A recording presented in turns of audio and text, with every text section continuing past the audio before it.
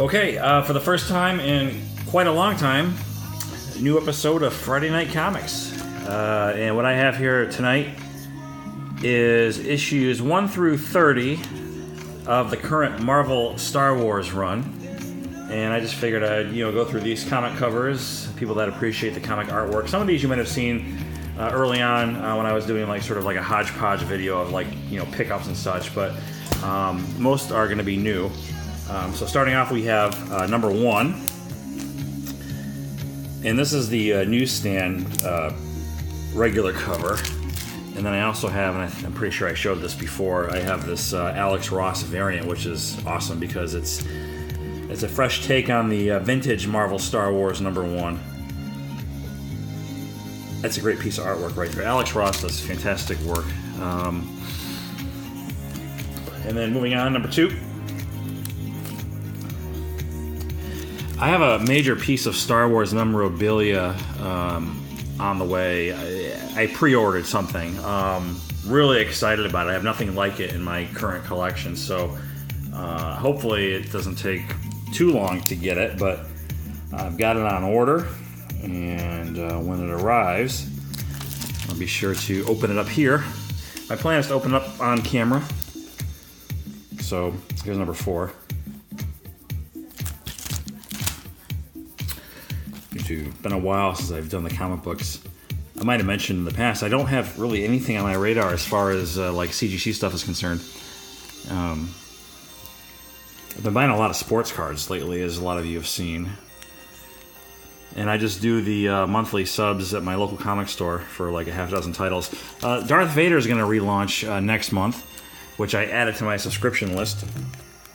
And that is going to take place in between episodes 3 and 4. The last Darth Vader series, which ran for 25 issues, ran in the same time period as this series, just after the events of A New Hope. So that should be interesting, and that, I believe, launches in June. Oh, speaking of comic stuff, I ran into Kevin Smith at Kennedy Airport. I mean, he knew who the hell I was, but I had a meeting out in Las Vegas last week, and I was walking in between the garage at Kennedy to the main terminal, the Terminal 5 JetBlue, and there's like a skywalk and a bunch of moving walkways and such, and there's nobody really there. It's not that early. It was like maybe 10 o'clock in the morning. But he comes, he's coming up, and I see this guy, and I definitely recognize him because he had like the backwards hat and the long jacket, hockey jersey, I think, shorts or something, and I see him coming, and he's making his way, and I'm like, "Hey, Kevin!" He's like, "Yeah." I'm like, "Oh, hey, what's up?" He's like, "Yeah, what's up?" He knew who the hell I was. He maybe thought he was supposed to know me or something, but I kept walking. I wish I regretted not asking him like at least one question in particular. I wanted to know what movie he liked better, The Force Awakens or Rogue One.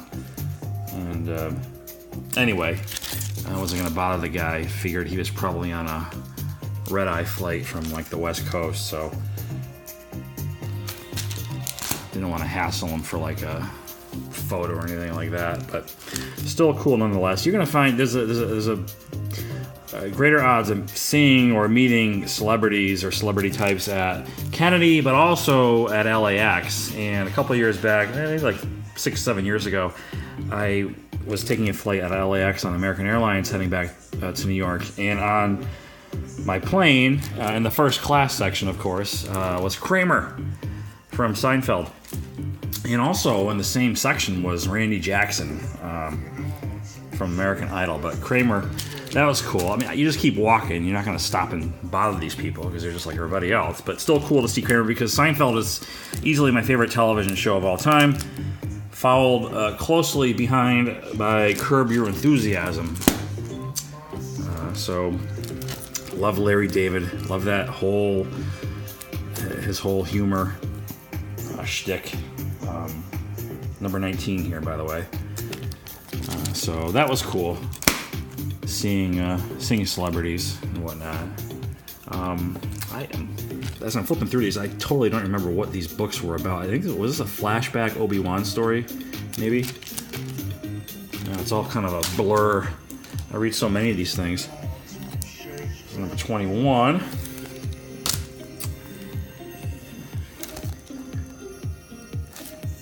The series is okay. I don't say it's awesome or it's okay. It's pretty good. I kind of like the Dark Horse run better, but it is what it is. Marvel's got the license, and so whatever.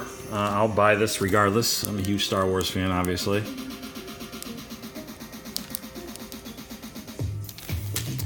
There's one character that's kind of popular that they made for this series, Dr. Aphra. Actually, I think she appeared in Darth Vader first. And I kind of cringed. Maybe I talked about this in a previous video, but I kind of cringed because they're making her out to be like a female Indiana Jones type character. And one of the comic book scenes, she had blurted out something about it belongs in a museum, about some weapon. It was just like, oh, it was so fucking lame.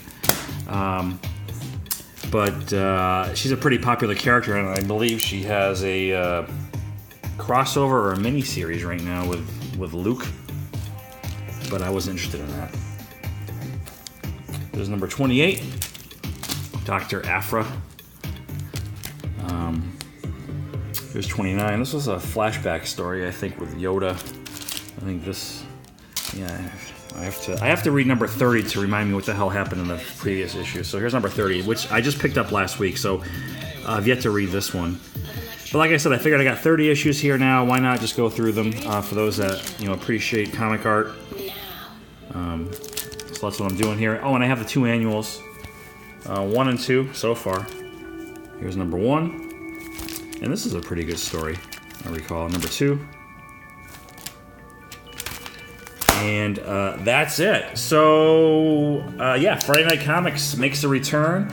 And you might see a few more of these, or at least a little bit more frequently than the last few months, because I'm to the point now where I've acquired like about 2 to 3 dozen issues of all the things that I subscribe to. So maybe I'll do like sort of a run of comic covers, with the Batman Action Comics and Detective Comics and All-Star Batman, if you want to see that sort of thing.